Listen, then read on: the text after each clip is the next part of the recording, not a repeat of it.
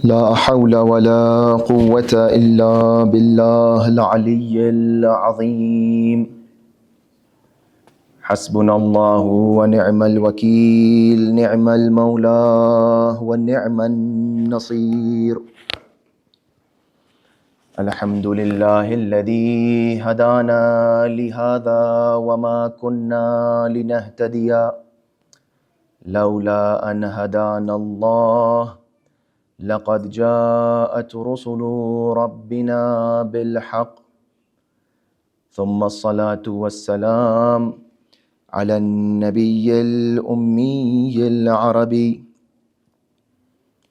القرشي الهاشمي الأبطهي المكي الخاتم لما سبق والفاتح لمن غلق، المعلن الحق بالحق، الذي سمي في السماء بأحمد وفي الأرضين بأبي القاسم مصطفى محمد.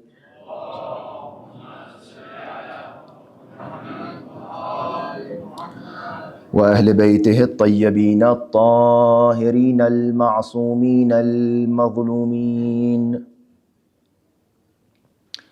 الذين أذهب الله عنهم الرجس وطهرهم تطهيرا.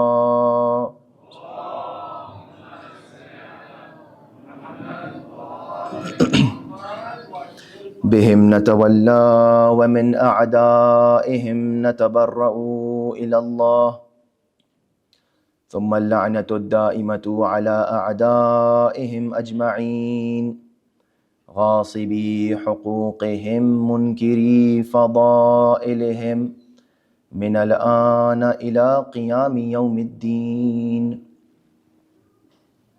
أما بعد، فقد قال الله تبارك وتعالى في القرآن المجيد والفرقان الحميد وقوله الحق: بسم الله الرحمن الرحيم.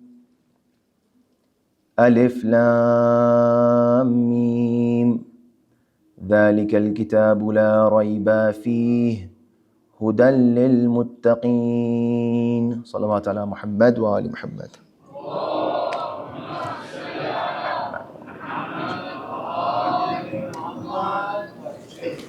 Let us all bless our gathering with a louder salawat ala Muhammad wa ali Muhammad.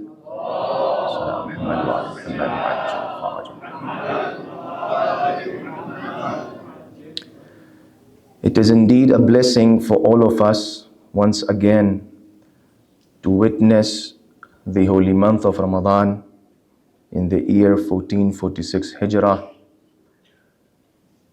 This month is special because it is better than the rest of the months, as the Holy Prophet said. The days are better than other days, the nights are better than other nights, the hours are better than the rest of the hours. Therefore, we need to understand that this month has to be special, has to be different from the rest of the months. And this Ramadan specifically has to be different from the Ramadan that we had in the past. So this is a blessing for all of us to understand that there were so many people, mu'mineen, that we knew are not amongst us this year. So this is a great blessing. We should thank Allah subhanahu wa ta'ala. And I'm also thankful and I'm humbled to be invited here between the mu'mineen and mu'minat of Nairobi Jamaat. Inshallah, I pray that we have a spiritual, full of worship, full of obedience, full of barakah, the holy month of Ramadan.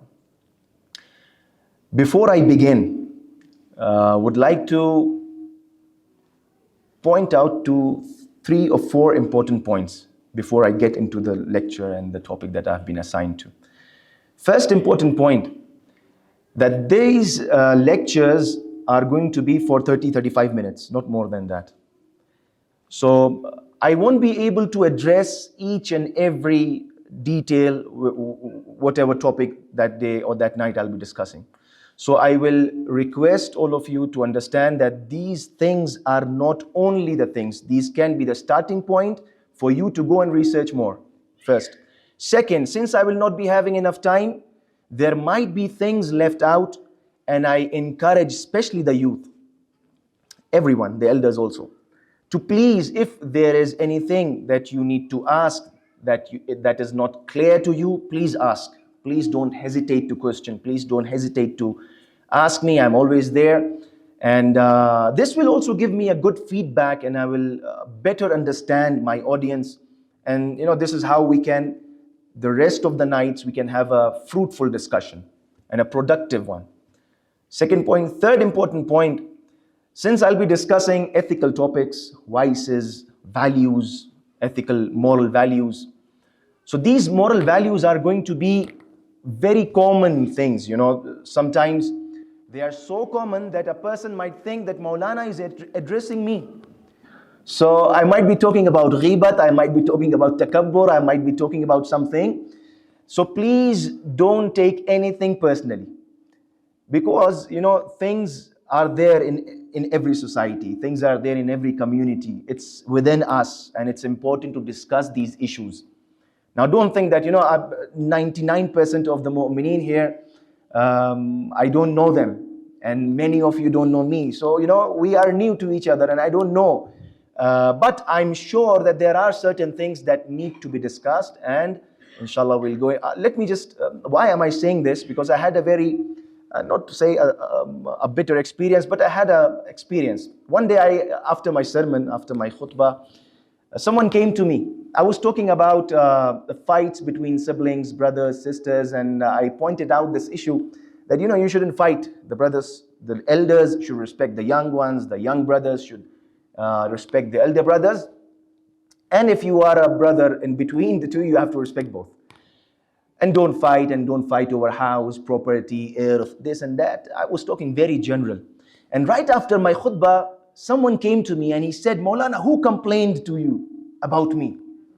So, he made it so obvious, and things might have been and he was relating everything to himself. And I did not know that person. So he himself came and revealed it to me. So please don't take anything personally. These are all the guidings of Quran, the teachings of Ahlul Bayt alayhi salatu wasalam. But please don't hesitate to question. Don't hesitate. We cannot have question and answer between these sessions, but we for sure can have settings and discussions and interactions after my lecture and my majlis. So I would encourage everyone to with whatever means, you might text me, or you might call me, or right after majlis. Please recite aloud salawat ala Muhammad wa ali Muhammad.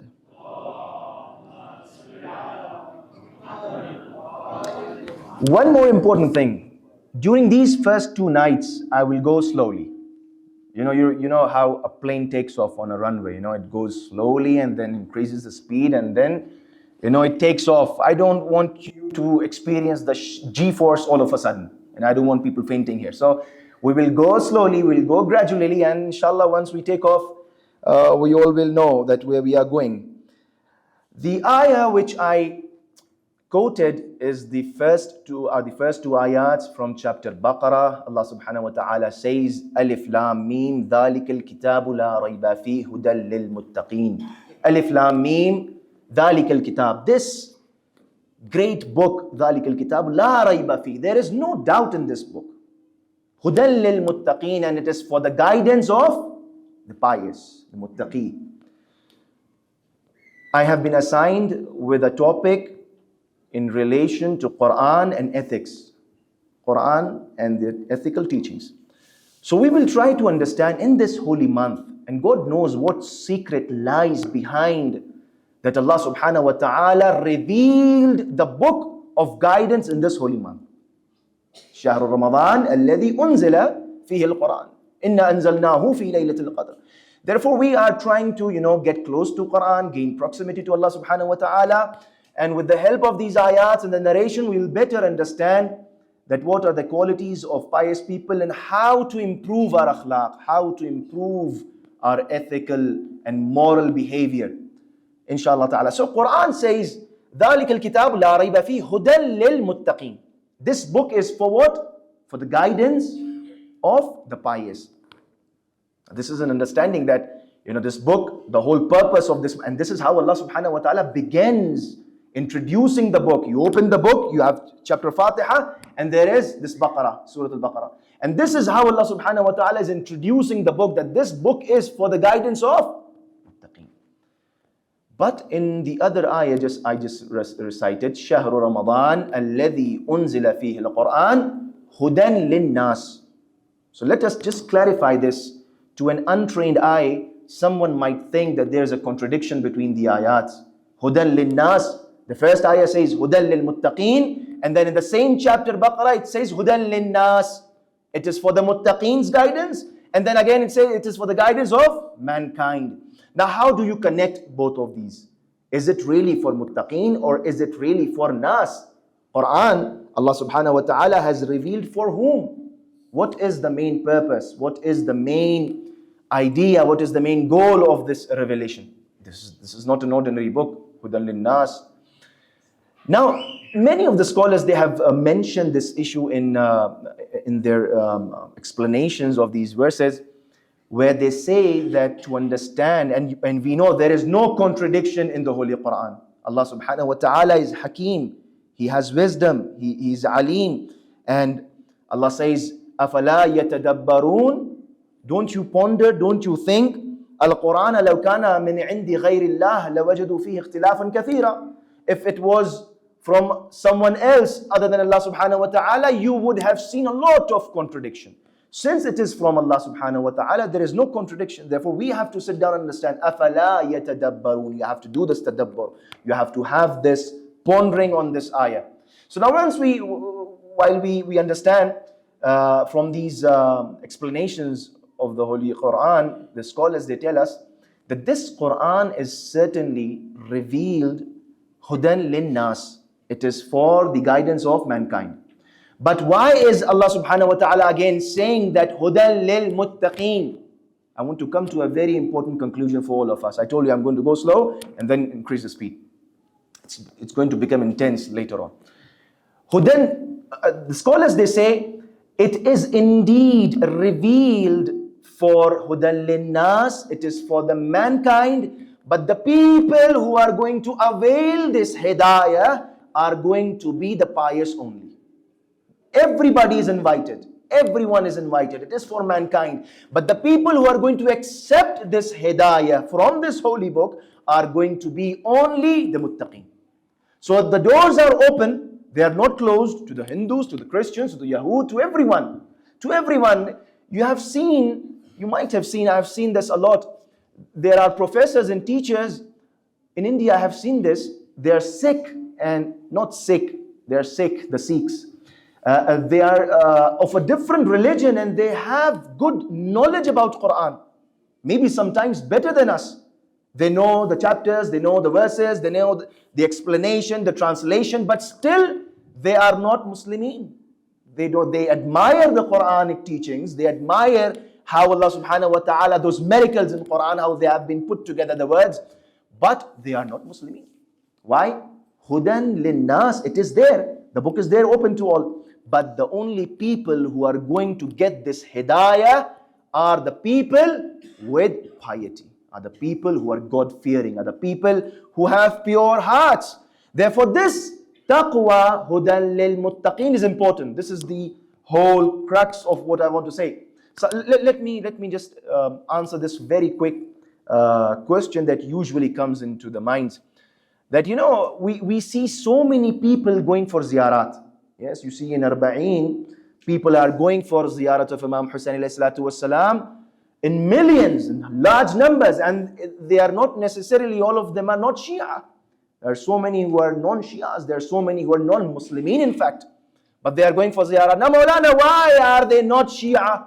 They know who Hussein is, they cry on the martyrdom, they cry on the sacrifice, they admire the courage of Imam Hussein alayhi salatu wassalam, they admire the companions and the family of Imam Hussein alayhi salatu wasalam, but they are still on their own faith and religion. Why they are not converting?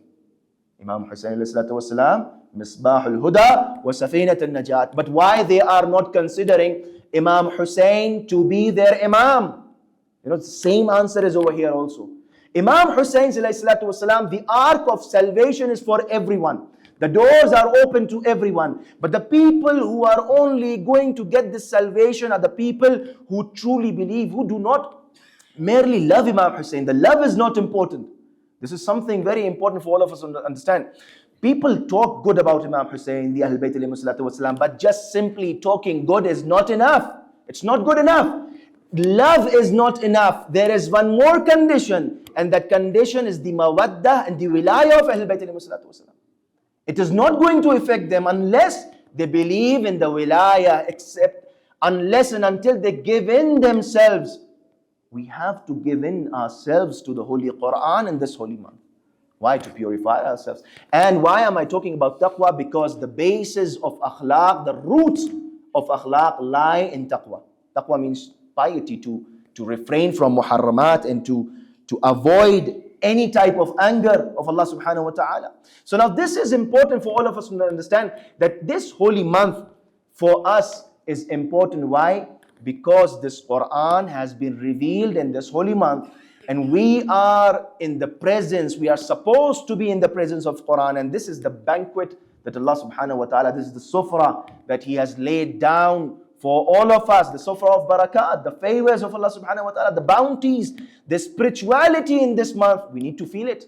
Yes, it is there. It is there in the environment, but sometimes we sometimes neglect it. We don't feel it. So today we gather here to understand, and all of this is, firstly, I address myself, and then I'm just talking loud so you can hear, and if you think there is something that is going to be beneficial for you, you can also practice, because we are going to only discuss ayats and riwayats, nothing else from my own pocket.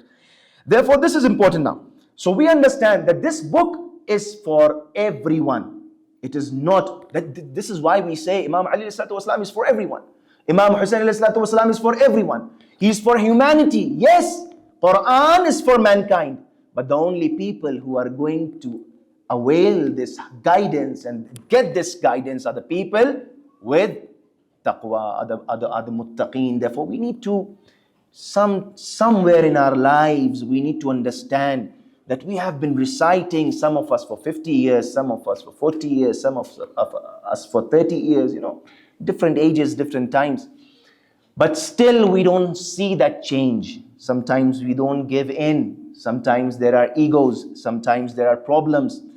Now let me come to this important point, that we as people, Quran says, as humankind, Quran says, every individual, Quran gives us this understanding that every insan, every makhluk, every insan, in fact, every human being is moving towards Allah subhanahu wa ta'ala, moving towards His creator.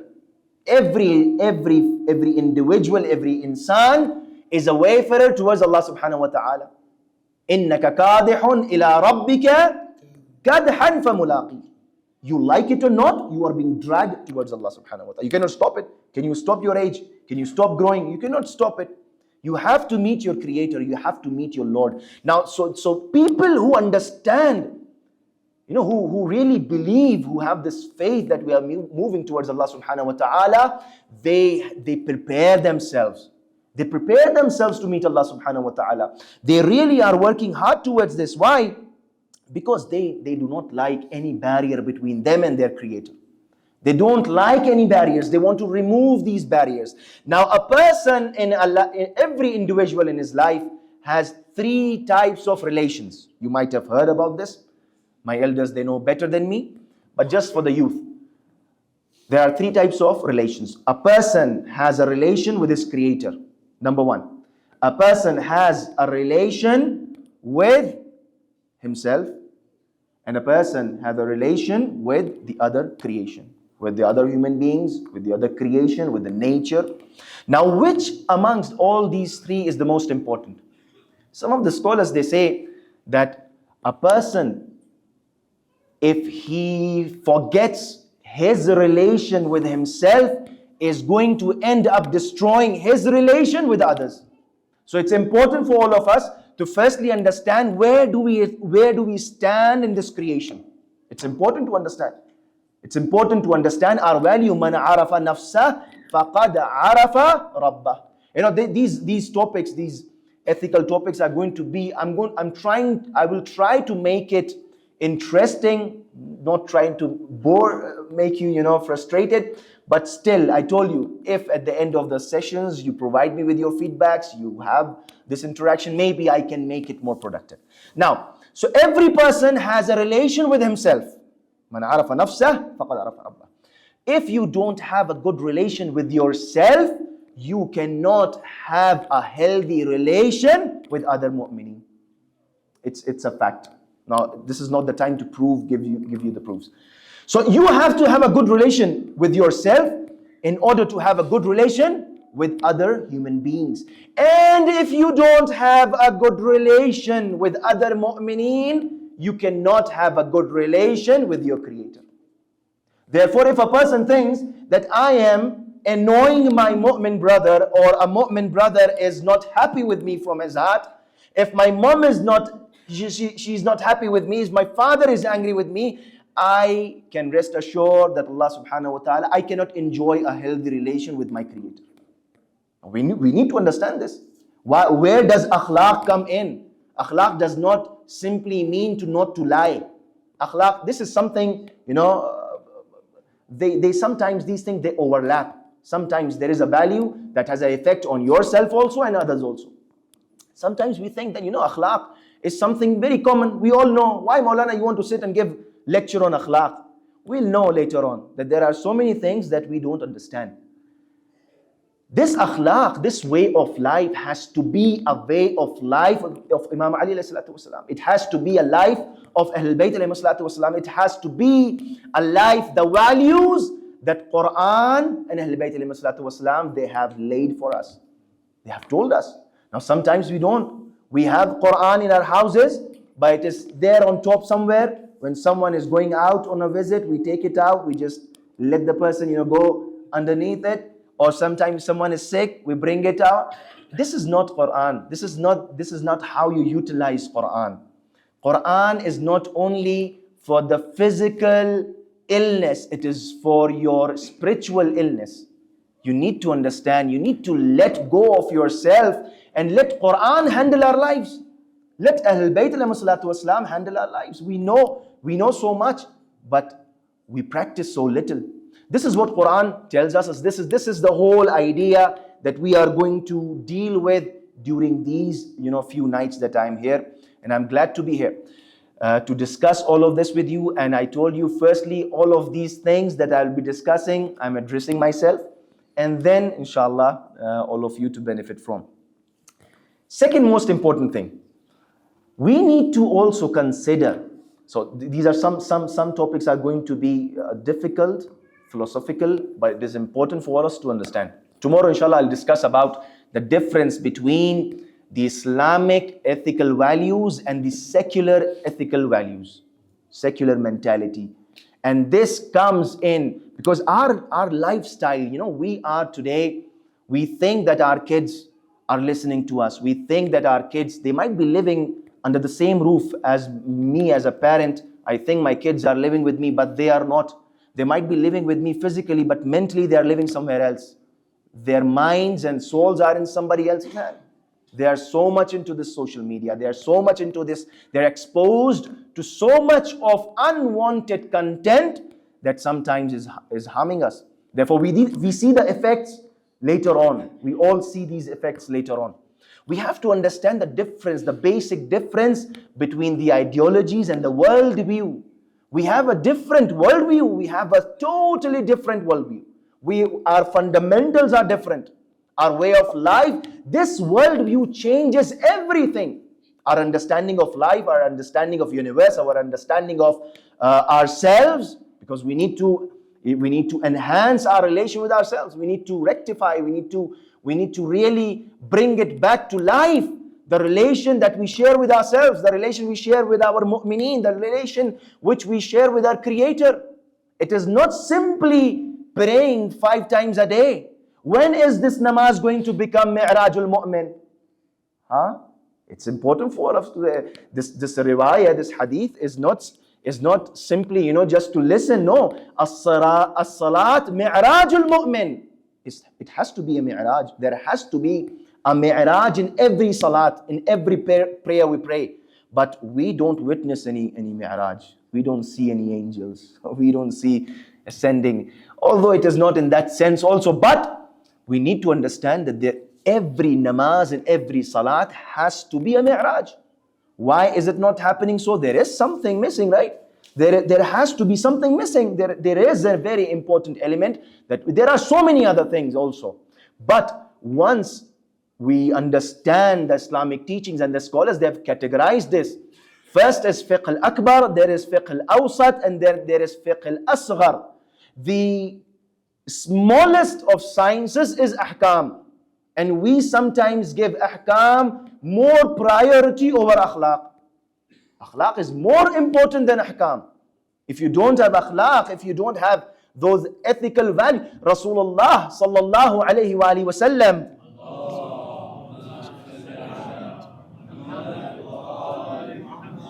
before even he could come and tell people, alcohol is haram, you need to pray, pork is haram, this is bad, that is bad. He came and he stood there between those people and he made them understand that he is sadiq and ameen.